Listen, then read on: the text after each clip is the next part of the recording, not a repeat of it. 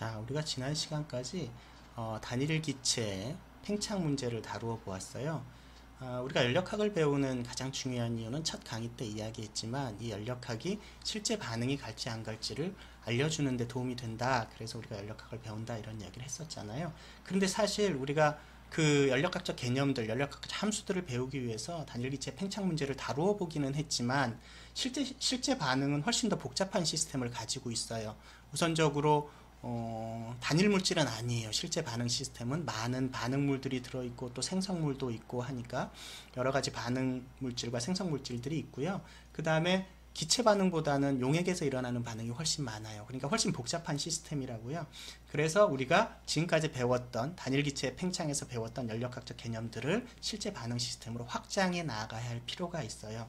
그래서 여기 보시면 확장해 나가는 단계를 도식으로 제가 좀 표시를 했는데 우리가 현재 배운 거는 여기 단일기체 팽창 부분에 대한 연력학만 좀 배웠다고요. 근데 우리가 실제로 알고 싶은 거는 실제 용액의 반응 부분이잖아요. 이거를 배워야 되니까 확장을 해나가야 될 텐데 우선적으로 기체가 액체나 용액으로 가야 되니까 상전이에 대한 연력학을 좀 배울 거예요. 상이 변해야 되니까. 그러면 우리가 액체에 대한 이야기도 좀 할 수 있겠죠.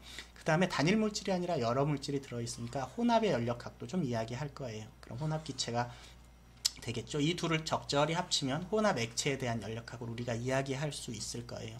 그 중간에 우리가 화학 포텐셜이란 중요한 개념을 배울 거예요. 우리가 깁스 에너지가 반응의 자발성을 결정한다. 제가 언제 한번 이런 이야기를 한 적이 있는데 실제 시스템에선 깁스 에너지라기보다는 화학 포텐셜이란 말을 더 많이 쓰게 돼요. 왜냐하면 좀 더 정확한 표현이에요. 그 이유는 우리가 배워가면서 자꾸 이야기를 하도록 할 거고요. 액체보다는 용액에서 일어나는 더 반응이 많아요. 즉 액체를 섞은 것보다는 액체에 고체 반응물을 녹여 넣어서 반응을 보내는 경우가 더 많거든요. 그래서 우리가 용질에 대한 개념도 좀 배울 겁니다. 용질을 배우고 나면 우리가 묽은 용액에 대한 이야기를 할 수 있을 거고요. 그걸 지나서 이제 실제 용액으로 확장해 나갈 겁니다. 여기까지 배우고 나면 우리가 원했던 반응에 있어서의 반응이 어디로 갈지, 즉 화학 평형에 대한 이야기를 하면 우리가 이 긴 여정이 끝나게 됩니다. 이번 강의에서는 그 중간에 이제 시작으로 상전이에 대한 연력학을 좀 이야기해 보려고 합니다. 그래서 오늘 배울 거는 우리가 단일 기체만 배웠었는데 이걸 단일 액체로 좀 확장을 해보는 거예요. 그럼 상전이가 일어나는 거죠. 그리고 그때 연력학에 대한 이야기들을 해보도록 하겠습니다. 계속 제가 상이라는 이야기를 하고 있는데 이게 영어로 페이스죠. 페이스의 정의는 뭐냐면 케미컬 컴포지션과 즉 화학적 조성과 피지컬 스테이트 물리적 상태가 균일한 물질의 상태를 우리가 페이스라고 부릅니다. 그래서 어떤 특정한 온도와 압력에서 어떤 물질은 가장 안정한 특정한 상을 갖고 있게 돼요. 그 상이 대표적으로 우리가 이야기하는 페이스들은 우리가 잘 아는 기체, 액체, 고체 이런 것들이 상입니다. 이러한 상들을 갖고 있게 돼요. 단일 물질의 경우에는 기체상과 액체상은 하나입니다. 왜냐하면 잘 섞이니까요. 근데 고체의 경우는 한번 고정이 되면 잘 움직이지 못하기 때문에 사실 결정 구조에 따라서 여러 가지 고체상이 있을 수 있어요. 단일 물질의 경우라 하더라도 예를 들어 설퍼, 황 같은 경우는 여러분들 단사황, 사방황 뭐 이런 거 들어봤을 거예요. 그래서 결정 구조에 따라 다른 고체상이 존재하기도 합니다. 자, 아까 이야기한 것처럼 특정한 온도와 압력에서 그 물질이 어떤 상으로 존재할 것인가를 그려준 그래프를 우리가 상평형도라고 합니다. 예를 들어서 이 온도, 지금 이 온도 뭐 T스타라고 표시할까요? 이 온도와 어떤 P스타라는 압력이라면 이 물질은 지금 이 단일 물질은 요 지금 상태에 있는 거예요. 요 상태는 지금 뭐에 해당하냐면 솔리드에 해당하죠. 고체상에 해당합니다. 그런데 얘를 온도를 높여서 이 정도의 이 정도 온도가 높아지면 얘는 어디로 가냐면 리퀴드, 액체상으로 존재하게 되죠. 그리고 온도를 더 높이면 여기에 있게 된다면 기체상으로 존재하게 될 겁니다. 왜 온도를 높이면 고체에서 액체에서 기체로 변하게 될까요? 이게 바로 케미컬 포텐셜, 뒤에 나오겠지만 화학 포텐셜 때문에 그렇습니다. 지금 이 상태에서는 그 물질의 고체상의 케미컬 포텐셜이 액체상의 케미칼이나 기체상의 케미컬 포텐셜보다 더 낮기 때문에 케미컬 포텐셜은 가장 낮은 쪽으로 움직이려고 하거든요. 그런데 온도를 높여서 이 위치가 되면 액체상의 화학 포텐셜, 케미컬 포텐셜이 솔리드나 가스의 화학 포텐셜보다 낮기 때문이고요. 이 상태에서는 기체상의 케미컬 포텐셜이 가장 낮은 케이스이기 때문에 그렇습니다. 그럼 여기에 있는 물질을 온도를 높여서 이렇게 이동할 때 요 선에 닿은 요 부분에서는 솔리드와 리퀴드의 케미컬 포텐셜이 같은 지점이죠. 같은 지점에서는 고체와 액체가 공존하게 되는데, 이 공존하는 점보다 이제 온도가 높아지면 고체에서 액체로 넘어가게 되는 거죠. 이렇게 고체에서 액체로 넘어가거나 액체에서 기체로 넘어가는 걸 우리가 페이스 트랜지션, 상전이라고 부르고, 상전이가 일어나는 온도 압력 점들을 선으로 이렇게 연결해 놓은 것들, 이 선들을 우리가 상경계 페이스 바운더리라고 부릅니다.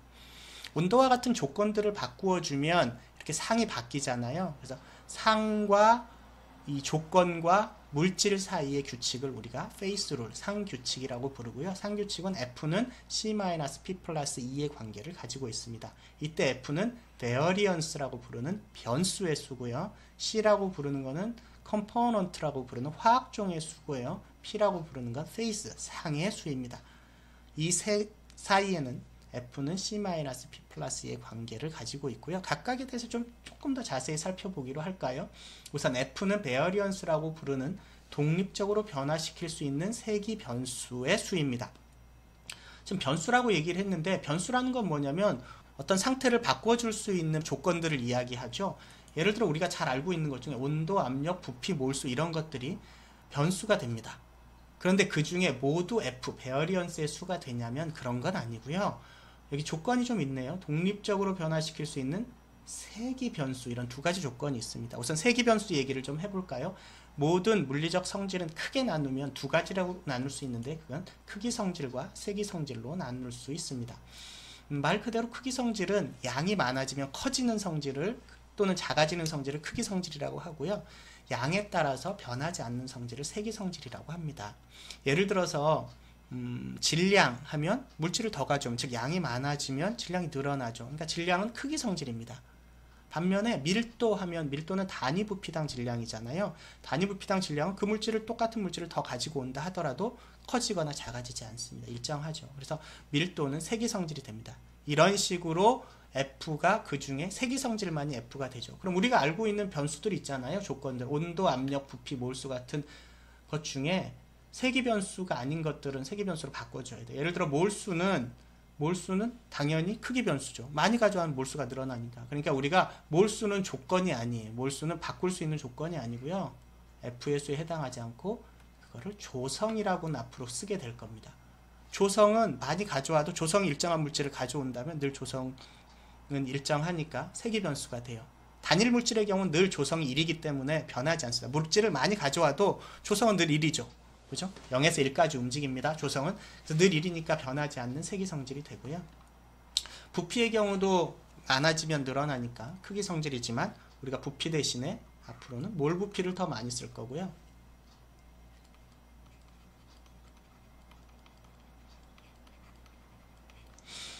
몰 부피로 쓰게 되면 세기 성질이 됩니다. 몰당 부피가 되니까요. 온도와 압력은 F에 해당합니다. 그죠? 세기 성질이니까.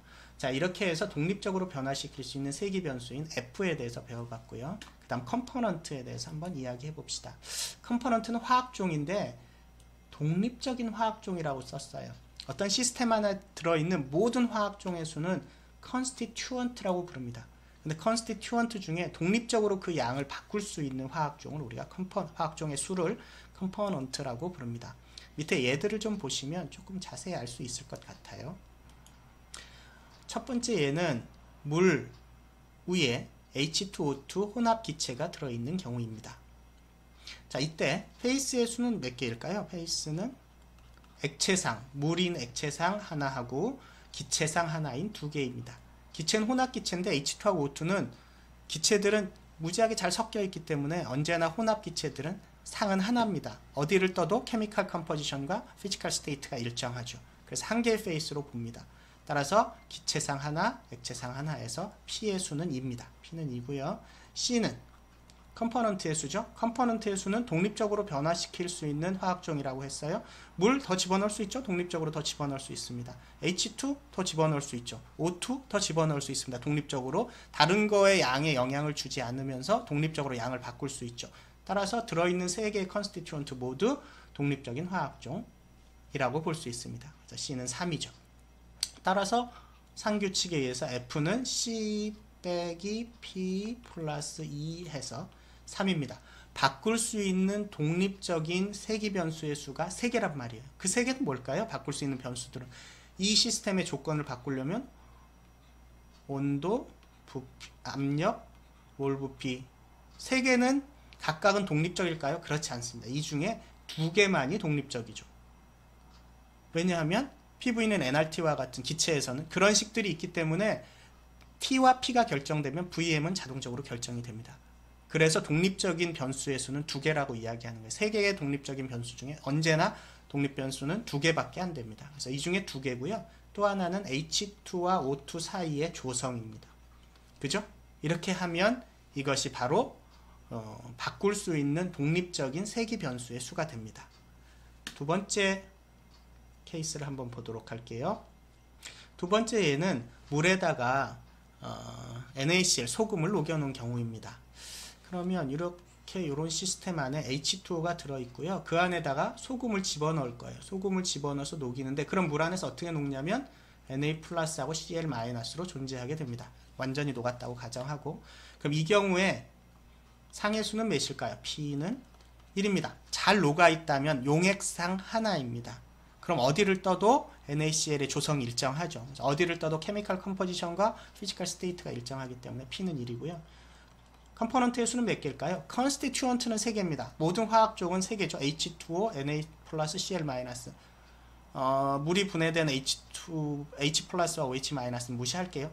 그러면 화학종의 컨스티튜언트의 수는 3이지만 그 중에 독립종의 수를 한번 생각해 볼게요. 물은 독립종입니다. 물의 양 더 늘릴 수 있잖아요. 그 다음에 NaCl에서 Na 플러스의 양 늘릴 수 있습니다. 어떻게 하면 NaCl을 많이 녹이면. 그런데 그 순간 뭐도 늘어나죠? Cl 마이너스도 동시에 늘어납니다. 따라서 Na 플러스가 독립변수라면 독립화학종이라면 Cl 마이너스는 독립적이지 않아요. 반대로 Cl 마이너스를 독립적으로 변화시키려면 Na 플러스는 따라옵니다. 이런 식으로 둘 중에 하나만이 독립화학종이죠. 그래서 C는 2가 됩니다. 물과 Na 플러스 또는 Cl 마이너스. 그죠? 따라서 F는 역시 C 마이너스 P 플러스 2 해서 3입니다. 바꿀 수 있는 독립화학종의 수가, 독립 변수의 수가 3이란 말이네요. 즉, 아까 이야기한 것처럼 압력, 온도, VM 중에 2개 하고 플러스 NaCl의 농도 이 정도 써주면 되겠네요. NaCl 얼마나 많이 넣느냐. 조성과 같은 개념이죠. 그래서 요렇게 독립적인 변수의 수가 됩니다. 그럼 우리는 앞으로 독립적으로 바꿀 수 있는 변수의 수는 온도, 부피, 압력 중에 2개 플러스 조성이 몇 개냐에 따라 결정이 돼요. 자, 그렇습니다. 자, 세 번째 케이스는 싱글 컴포넌트 시스템, 단일 물질에 대한 경우입니다. 자, 단일 물질이라고 하면 컴포넌트의 수가 1이란 말이죠. 이게 결정이 됩니다. 컴포넌트의 수가 1이니까 F는 C에다 1 집어넣으면 3-P가 됩니다. 그죠? 따라서 F는 P의 수, 즉 상의 수에 의해서 결정이 되는데 P가 1이면 F는 2가 되고 P가 2이면 F는 1이 되겠네요. 그죠? 이때는 어떤 경우냐면 액체, 기체, 고체 그냥 각각의 상을 이야기하는 겁니다. 이때는 독립적으로 바꿀 수 있는 변수가 2개예요. 단일 물질의 경우. 즉 온도 또는 압력입니다. 온도, 압력이 결정되면 부피는 몰 부피는 당연히 결정되니까요. 예를 들어 이런 데 있는 겁니다. 이런 데 있다고 칩시다. 이런 데 있다고 치면 지금 페이스가 1인 상태잖아요. 기체상에 있습니다. 기체상에 있을 때 얘는 온도를 변화시키지 않고 압력을 내 맘대로 올리거나 내리거나 할 수 있습니다. 독립적으로 압력을 변화시킬 수 있죠. 그 다음에 압력이 일정할 때 독립적으로 온도도 변화시킬 수 있습니다. 즉 온도와 압력을 독립적으로 바꿀 수 있으니까 F가 2가 됩니다. 자, 그런데 얘가 여기에 있다고 생각해 봅시다. 끓는 점에 있어요. 끓는 점에 있는데 이 압력, 이 온도에서 끓잖아요. 근데 끓는다는 말은 지금 액체와 기체가 동시에 공존하고 있으니까 이 선에서는 P는 2입니다. 즉 아까 이야기한 상경계들에서 P는 2가 돼요. 그죠? 그러니까 이 상평형도에서 이 선들 위에서만 P가 2가 되고요. 유일하게 고체, 액체, 기체가 공존한 이 점, 이 점은 P가 3입니다. 나머지 선 위에서는 P가 2고 선이 아닌 곳 위에서는 P가 1이 되고요.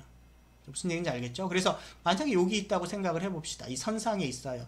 그럼 P가 2인 상태니까 F는 1입니다. F가 1이랑 바꿀 수 있는 변수가 하나밖에 없단 말이에요. 그 얘기는 압력을 높이면서 끓는 점을 유지하고 싶으면 온도는 자연스럽게 따라서 이렇게 올라가야 된다는 얘기예요. 압력만 높이고 온도를 고정시켜 놓고 압력만 높일 수가 없어요. 끓는 점을 유지하면서. 그런 의미를 가지고 있습니다. 이것이 상평형도와 상규칙의 특징입니다. 자, 끝으로 이 삼중점의 경우 트리플 포인트라고 부르는 점은 기체와 액체와 고체가 공존하고 있는 점인데요. 그때는 P가 3이잖아요. P가 3이니까 F는 0이 됩니다. 즉 온도와 압력과 부피와 뭐든 중에 바꿀 수 있는 게 아무것도 없어요. 즉 물질이 결정되면 물질의 삼중점은 딱 결정됩니다. 온도와 압력이 이 온도와 이 압력에서밖에 안 생겨요. 즉 온도와 압력을 바꿀 수 있는 게 없습니다. 그죠? 이런 의미를 가지고 있습니다. 자, 우리가 이제 상전이에 대한 연력학을 공부를 좀 해볼 건데요. 그 전에 화학 포텐셜 개념을 조금 배워보고 가는 게 좋을 것 같습니다. 화학 포텐셜은 케미컬 포텐셜이라고 부르고요. 기호로는 미우의 기호를 씁니다. 정의는 주어진 온도에서 단위 입자 또는 단위 몰당 추가되는 자유에너지입니다. 자유에너지라 하면 우리가 깁스 자유에너지와 헬름홀츠 자유에너지를 배웠는데요. 일정 압력에서는 깁스 자유에너지가 케미컬 포텐셜을 결정하고 일정 부피에서는 헬름홀츠 자유에너지가 케미컬 포텐셜의 정의가 되는데 화학에서는 일반적으로 일정 압력에서 보내는 반응들이 더 많기 때문에 깁스 자유에너지가 화학 포텐셜을 결정하는 주요 요소가 됩니다. 정의가 됩니다. 그리고 단위 몰당 변화하는 깁스 자유에너지를 화학 포텐셜로 정의하게 됩니다. 그래서 일정 압력 한 물질만 있을 때 케미컬 포텐셜은 몰라 깁스 에너지, 몰당 깁스 에너지로 정의가 됩니다. 일단은 우리는 이렇게 알아둡시다. 그러면 깁스 에너지랑 같은 개념이에요. 근데 깁스 에너지를 세기성질로 바꿔준 거에 불과해요. 일단은. 그래서 몰라 깁스 에너지가 되는 겁니다. 그런데 이게 혼합물질이 되면 조금 복잡해져요. 혼합에 연력학 할 때 우리가 혼합물질의 화학 포텐셜에 대해서는 다시 공부하도록 합시다. 자, 아직까지 우리가 단일물질을 다루고 있으니까 단일물질에서는 화학 포텐셜이 몰라 깁스 에너지다 이렇게 생각을 하고 있으면 됩니다. 자, 그럼 이제 상전이의 연력학을 다루어 보도록 하겠습니다. 상전이가 일어나는 조건은 두 개의 상이 공존하고 있는 점입니다. 고체와 액체가 공존하든지 액체와 기체가 공존하든지. 공존한단 말을 우리가 다른 말로 이퀄리브리엄, 평형이란 말로 표시하기도 해요. 두 물질이 평형 상태에 있는 거고요. 이때 두 개의 상이 있잖아요. 두 개의 상에서 각각의 두 개의 상에서 그 물질의 케미컬 포텐셜은 같다 하는 게 정의입니다. 왜냐하면 케미컬 포텐셜이 다르면 다른 쪽으로 작은 쪽으로 움직여야 되니까 아직 이퀄리브리엄에 도달한 게 아니에요. 이퀄리브리엄일 때는 케미컬 포텐셜이 같기 때문에 이제 평형한 상태로 존재하고 있게 되는 겁니다. 예를 들어서 오른쪽을 보면 아래쪽은 여기 리퀴드 상태라고 하고요. 위에 쪽을 가스 또는 베이퍼 상태라고 한다면 지금 어떤 물질이 리퀴드 상태에 있다면 일부는 증기압 때문에 기체 상태로도 존재하겠죠. 예를 들어 메탄올 이렇게 놔두면 메탄올 기체가 약간은 기체화돼서 날아갑니다. 그러니까 액체상에도 메탄올이 있고 뭐 기체상에도 메탄올이 있잖아요. 근데 시간이 지나면 뭐 기체상에 있는 게 또 응축돼서 떨어지기도 하죠. 그래서 액체가 기체가 되는 양과 기체가 액체가 되는 속도가 같아졌을 때 우리가 평형에 도달했다고 하잖아요. 그 평형에 도달하면 마치 두 개의 양이 변하지 않는 것처럼 보입니다. 하여튼 그 상태에서 특징은 뭐냐면 액체 상태의 메탄올의 케미컬 포텐셜과 기체 상태의 메탄올의 케미컬 포텐셜이 같다는 거예요. 왜냐하면 그렇지 않으면 변화가 일어나야 되니까 케미컬 포텐셜이 다르면 변화가 일어났어야 하니까 그런 말이죠.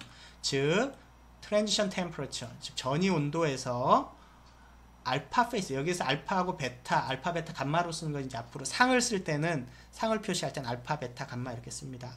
어떤 한 상, 알파 상에서의 그 물질의 케미컬 포텐셜과 베타상에서의 케미컬 포텐셜은 같다. 이게 상전이의 특징입니다. 두 번째, 상전이는 어떤 때 일어나냐면 상전이의 연력학의 특징은 리버시블 프로세스예요. 즉 가역 과정입니다. 그죠? 조금만 변화를 주면 물이 되기도 하고 조금만 변화를 주면 뭐 수증기가 되기도 하고 이렇게 왔다 갔다를 할 수 있는 그 상태에 있는 즉 리버시블 프로세스입니다. 가역 상태고요. 주로 우리가 다루는 건 컨스턴트 프레셔 하에서 주로 다루게 됩니다.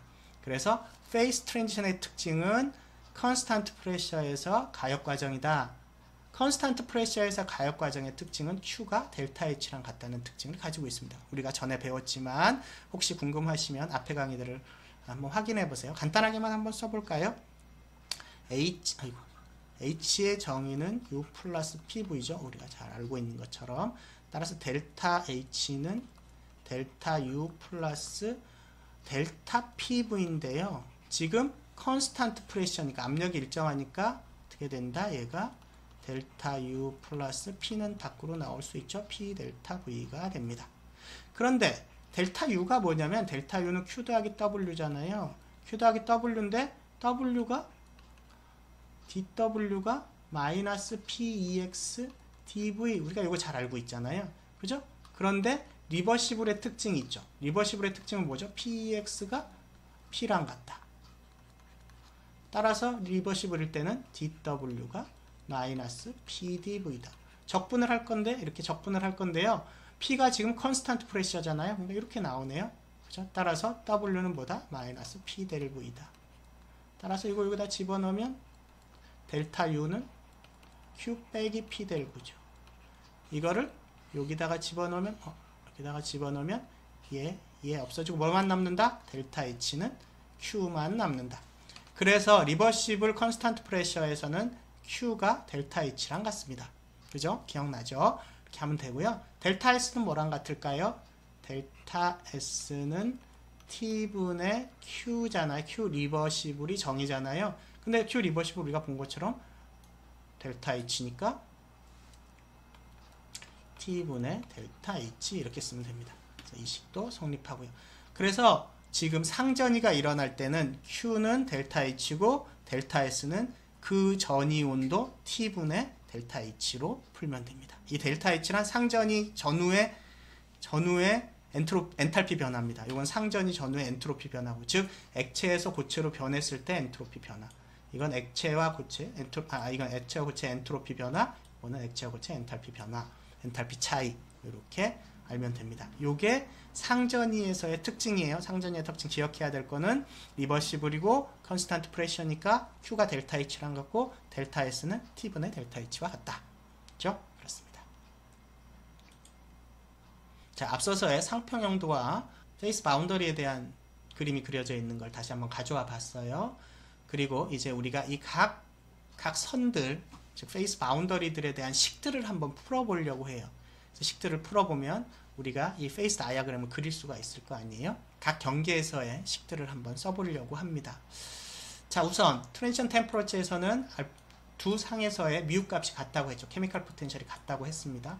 뮤 값이 같으니까 d 뮤도 같겠죠. 미세량을 변화시켰을 때 d 뮤도 같습니다.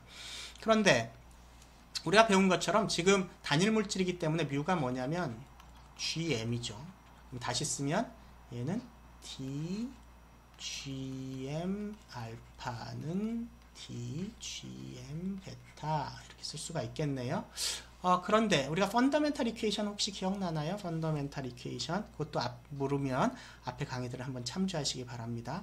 펀더멘탈 이퀘이션 또 기억이 나지 않는다. 그럼 앞에서 배웠던 우리 한번 복습 삼아 한번 그려볼까요? 이 십자가 자주 그렸었던 그럼 ST, PV 이렇게 쓰고요. 1사분면부터 EF, GH 이렇게 쓰죠. 그죠? 그러면 펀더멘탈 이퀘이션 즉 G를 변화시킬 수 있는 변수는 뭐다? 얘와 얘다. 그래서 DT, DP가 DG를 변화시킬 수 있는데 ST는 붙어 다니죠. 그래서 SDT, VDP가 됩니다. 그런데 T만 찔렸네요. 따라서 마이너스, 플러스 이렇게 쓰는 거죠. 즉 DGM으로 쓰면 몰라 깁스 에너지의 변화 DGM은 마이너스 SMDT 더하기 VMDP가 되겠네요. 그죠? 이거를 쓴 식이 그 다음 식이 됩니다. 그죠? 그래서 마이너스 알파 페이스에서의 마이너스 SDT 더하기 VDP가 베타 페이스에서의 마이너스 SDT 플러스 VDP와 같다. 이거를 DT끼리 DP끼리 묶어주면 이런 식이 되겠죠. 됐죠? 정리를 해놓은 다음에 그러면 이제 dt분의 dp로 한번 정리를 해볼게요. dt분의 dp로 정리하면 요 식이 됩니다. 즉 dt분의 dp는 델타 v분의 델타 s죠. 이때 델타 v는 뭐냐면 알파 페이스와 베타 페이스의 볼륨 차이, 델타 s는 알파 페이스와 베타 페이스의 엔트로피 차이입니다. 즉 액체가 고체가 되었을 때 또는 뭐 액체가 기체가 되었을 때의 볼륨 차이 또는 엔트로피 차이가 델타 V와 델타 H가 되고요. 그래서 그걸 우리가 델타 트랜지션 V, 델타 트랜지션 S 등으로 표시합니다. 이때 TRS로 쓴 거는 지금 이야기한 전이, 트랜지션을 의미합니다. 상전이를. 자, 이 식 dt분의 dp는 델타 트랜지션 V분의 델타 트랜지션 S라는 식을 우리가 클라페이론 이퀘이션이라고 하고요. 이거는 고체 액체상이든 액체 기체상이든 고체 기체상이든 다 적용되는 식입니다. 클라페이론 이퀘이션을 가지고 우리가 각각의 상전이, 고체 액체, 액체 기체, 기체 고체와 같은 각각의 상전이에 대한 식들을 한번 다시 찾아보기로 하겠습니다.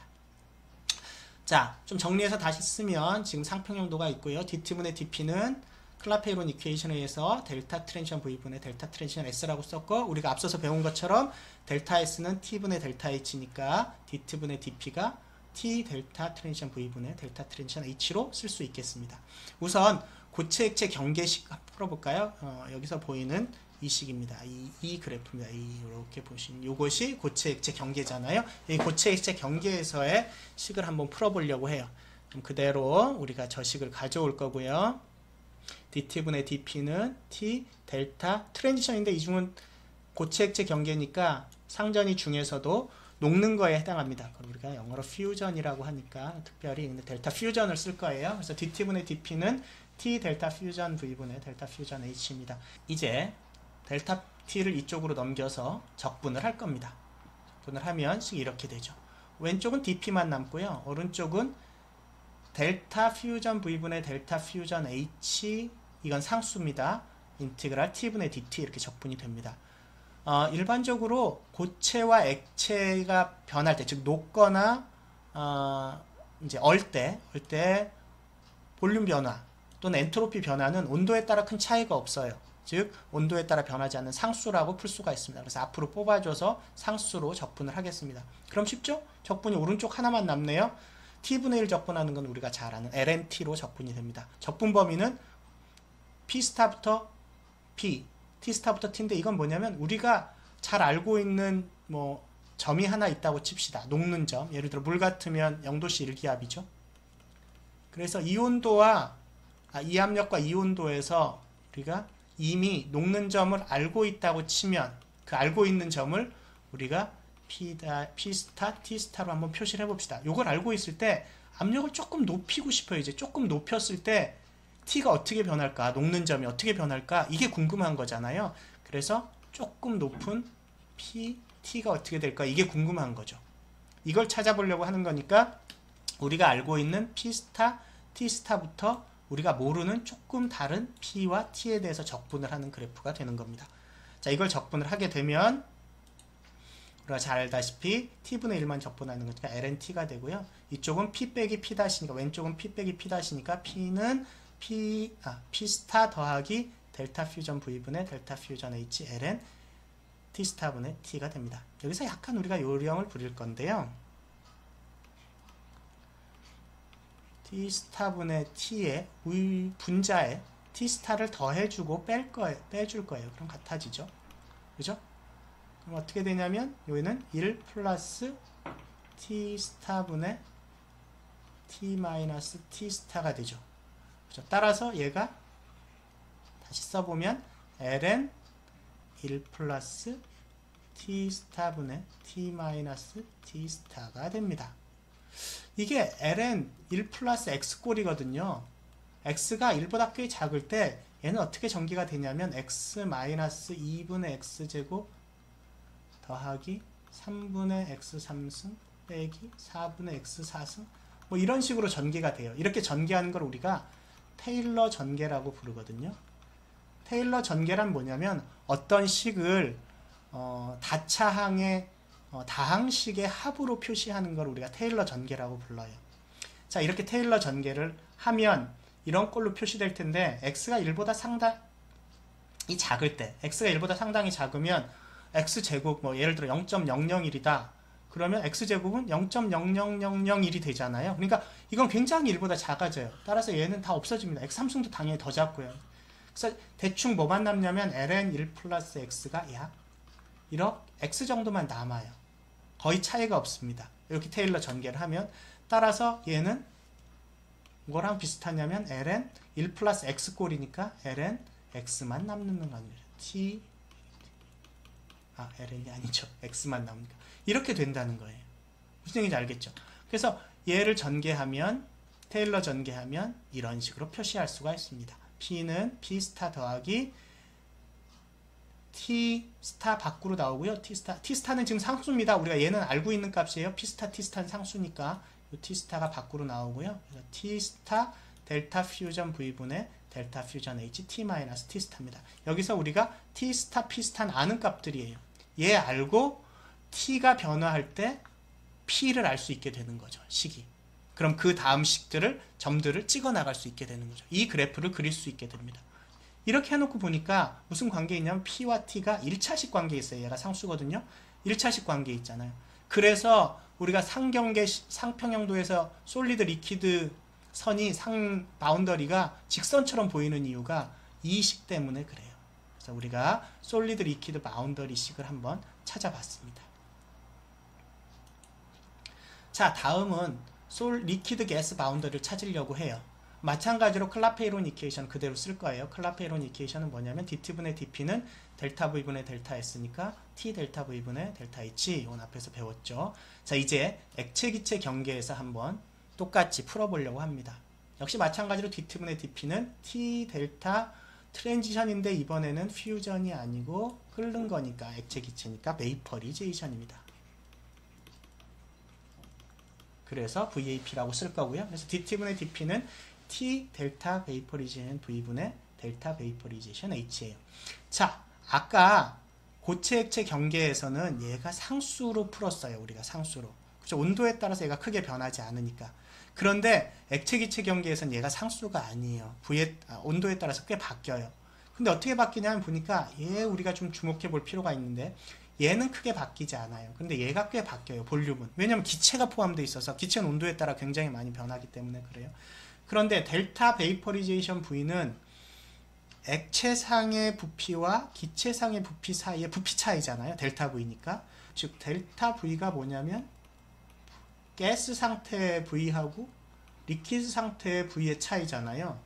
그런데 기체 상태의 부피가 액체 상태의 부피보다 워낙 크잖아요. 그러니까 얘가 뭐랑 비슷하냐면 얘는 거의 무시할 수 있어요. 기체에 비해서는. 따라서 델타 V는 가스의 부피나 똑같아요. 거의. 그런데 가스의 부피는 우리가 잘 알고 있는 것처럼 그리고 가스의 부피인데 여기서 우리 몰라 부피 쓰고 있잖아요. 가스의 몰 부피가 얼마냐면 PV는 nRT니까 얘는 P분의 RT가 되죠. 이렇게 됩니다.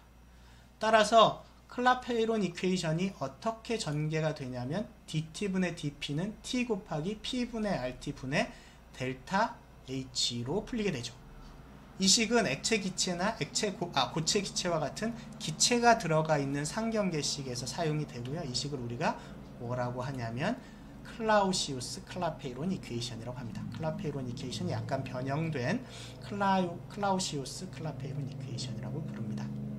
자, 이제 적분을 할 거예요. 마찬가지로 dt를 오른쪽으로 옮겨서 적분을 할 텐데 그러면 왼쪽은 dp만 적분이 되는데요. dp만 적분이 되는 게 아니라 여기 p가 왼쪽으로 와야 되겠죠. 따라서 왼쪽은 p분의 dp가 되고요. 오른쪽은 t가 제곱이네요. 여기도 t가 있고 t가 있고 나머지는 상수죠. r분의 델타 h는 상수고요. 인티그랄 t제곱분의 dt가 됩니다. 적분 범위는 우리가 아는 p스타, t스타부터 우리가 모르는 pt까지 적분하면 되겠죠? 이렇게 적분할 겁니다. 자, 그럼 왼쪽은 이렇게 쓴 식이 그 다음 식이죠. 그런데 왼쪽은 뭐냐면 p분의 1 적분이니까 lnp가 되죠. 왼쪽은 lnp가 될 거고요. p스타부터 p까지. 오른쪽은 t제곱분의 1을 적분하는 거예요.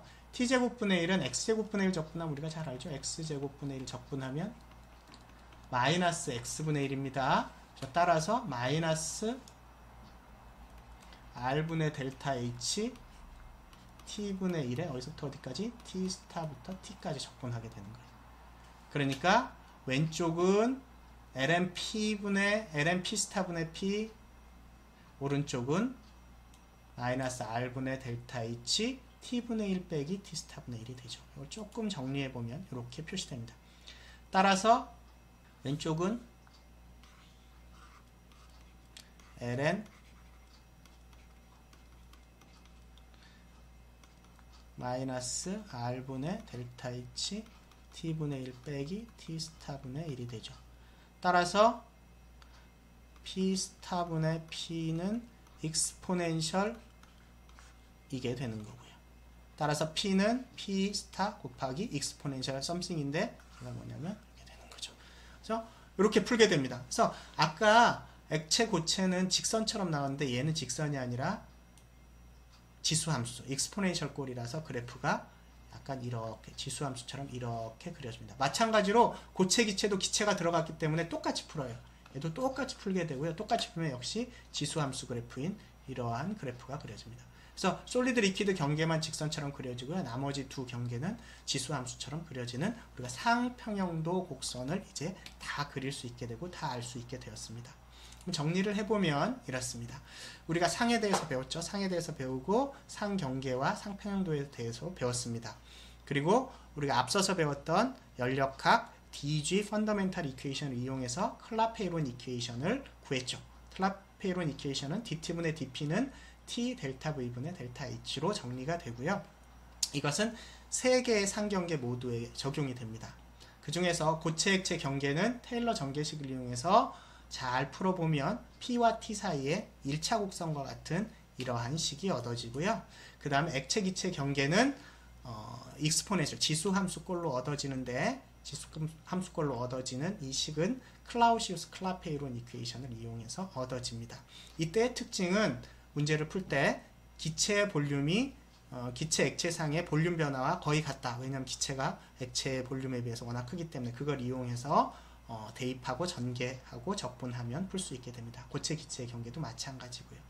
이렇게 해서 우리가 단일 기체를 배웠던 것을 단일 액체까지는 확장을 했습니다. 자, 이제 혼합과 기타 확장은 다음 시간에 차례로 계속 배워보도록 하겠습니다.